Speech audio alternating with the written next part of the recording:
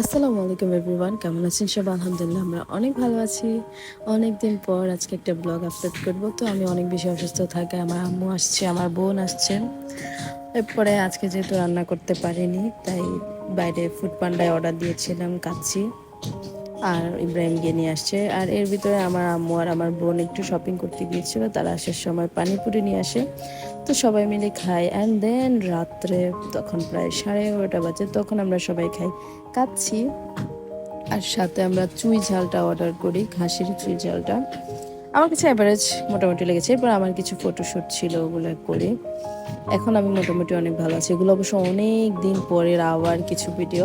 এরপরে প্রায় 15-20 দিন পর অপূর্বর বার্থডে ছিল, তখন আমি অপূর্বকে ছোটোখাটোভাবে একটা সারপ্রাইজ দিয়ে সে দোকান থেকে আসছে।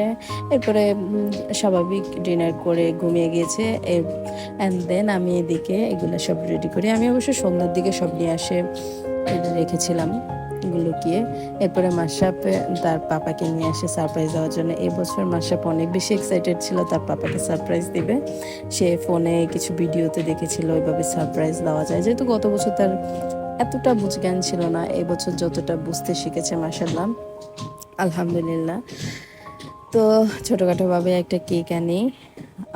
যেহেতু আমরা সবাই অত বেশি খেতে পারবো না, আমরা মানুষ 4 জন, তার মধ্যে মাশরাফ তো একেবারেই খাবার দাবার খায় না, ওই হিসাবে আমি এনেছিলাম। আর আমারও কেক খুব একটা পছন্দ না, তাই আমি একটু ছোটোর মধ্যে একটা কেক নিয়ে আসি, যাতে সাথে সাথে শেষ হয়ে যায়। কেক আবার ফ্রিজে রাখলে তেমন একটা ভালো লাগে না আমার কাছে, মানে পরদিন বা বাসি হয়ে গেলে ভালো লাগে না। আর এদিকে ইব্রাহিমও হাসছিল, আমরা সবাই মিলে মজা করছিলাম। মাশরাফ স্প্রে দেওয়ার সাথে সাথে কান্নাকাটি শুরু করে দিয়েছিল, এটা নিয়ে আমরা হাসাহাসি করছিলাম। ওই বেশি এক্সাইটেড ছিল আর ওই কান্না করছে এখন। এরপরে অপূর্বকে সবাই কেক খাইয়ে দেয়, অপূর্ব সবাইকে খাইয়ে দেয়। আর মাশরাফ আমাকে খাওয়াতে ভয় পাচ্ছিল, কজ আমার হাতে স্প্রেটা ছিল। তো ভাবতেছে আমি যদি আবার স্প্রে করে দিই ওদের গায়ে, এর জন্য ভয় পাচ্ছিল বারবার। যাই হোক, আমিও একটু বোঝার দরকার ছিল, যেহেতু আর আমি বুঝতে পারিনি ও যে এতটা ভয় পাবে। অ্যান্ড দেন মাশরাফকে সরিয়ে আমি এবার অপূর্বকে ইচ্ছা মতো স্প্রে করি, অনেক বেশি লাগাই দিই পুরো গায়ের মধ্যে। ও এরপরে ও গিয়ে ফ্রেশ হয়ে নেয়। আর এর আগে আমি ওকে একটা গিফট দিই, ওকে একটা ছোট তাজমহল গিফট করি। এই যে এই গিফটটা ওকে আমি করি। অ্যান্ড দেন ওর বার্থডে উপলক্ষে পরদিন আমার আব্বু একটা ওর জন্য টি শার্ট পাঠায়, আব্বু একটা টি শার্ট কিনে পাঠায়। তো আজকে অপূর্ব আমাদেরকে নিয়ে যাবে ডিনারে, তার বার্থডে ট্রিট। তো আমরা চলে এলাম, আমাদের এখানে একটা সুন্দর রেস্টুরেন্ট হয়েছে, নতুন, একবারেই নতুন।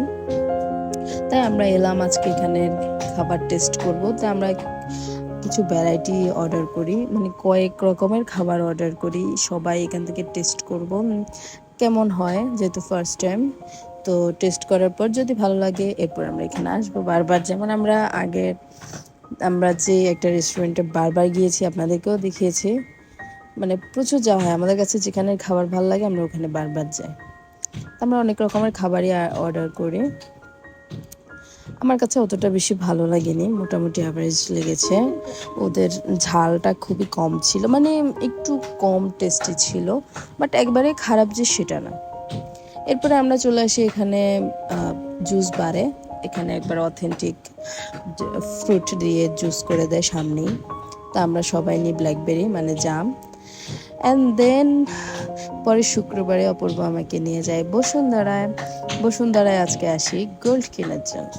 এখন গোল্ডের দাম অনেক অনেক অনেক বেশি, তাও আমার একটা ছোট্ট জিনিস খুব বেশি পছন্দ হয়ে গিয়েছিল। এটা কেনার জন্য আমি আজকে অনেক দিন ধরে অপূর্বকে বলছিলাম, যখন বলেছিলাম তখন এটার প্রাইস আরও কম ছিল, মোটামুটি 20,000 টাকা কম। এখন আমরা যে প্রাইসে নিয়েছি এর থেকে 20,000 টাকা কম ছিল, বাট এখন যেহেতু প্রাইস ওভার থেকে ওভার, তাই এখন আমাদেরকে 20,000 টাকা বেশি দিয়ে নিতে হয়েছে। এটা আমার ভীষণ ফেভারিট, আমার কাছে এখন সিম্পল জিনিস খুব বেশি ভালো লাগে। যেহেতু আমার বিয়েতে আমার আব্বু আমাকে অনেক মোটা 1.5 ভরির মতো একটা মোটা মান্তাসা গিফট করে, তাই আমি একটা ছোট্ট ব্রেসলেট নিই। সো পুরো ভিডিওটি দেখার জন্য অনেক অনেক থ্যাঙ্কস। আল্লাহ হাফেজ।